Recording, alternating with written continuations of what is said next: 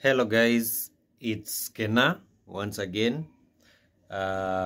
Bro, sis, nini hizo zote maze.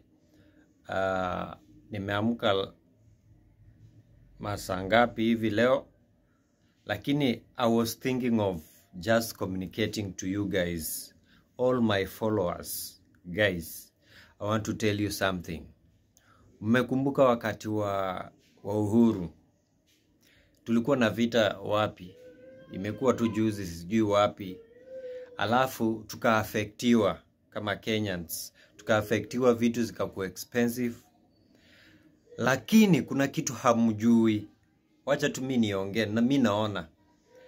Imagine World War 3 ni kama inakuja. Umesikia US imeenda ika-attack kwa main sites za nuclear za Iran.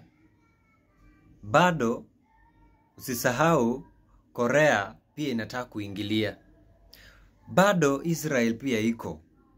So my point is guys, usisahau finance bill yetu. Munalia iko juu. Hata mimi nalia iko juu. Ni sawa, hizo taxes zimekuwa impact. Imagine hiyo time tumekuwa tunalia ya uhuru. Imagine hii nayo.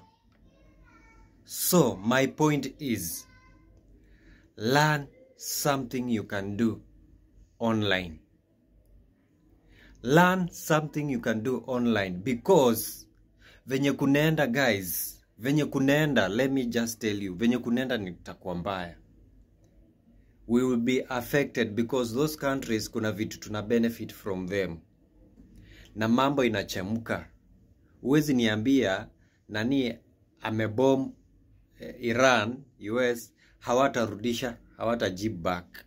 My friend, listen. Inaweza kuwa naongea kama niko jaba ama nini, lakini there is something. If niwe mse uko sensitive, I'm talking sense.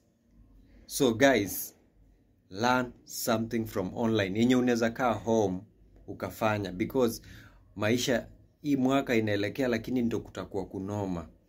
We need to empower each other. So guys, kama mimi mse wa derive, kama ujui derive inbox, nitafute tujue solution ni nini, nikusaidie penye naweza. So guys, thank you so much. Be blessed. It's a Sunday. Have a blessed Sunday. Na usisahau kujiombea, na usisahau kuombea nchi yako. Usisahau kusoma any skill ya online. Thank you so much. Guys, I love you all.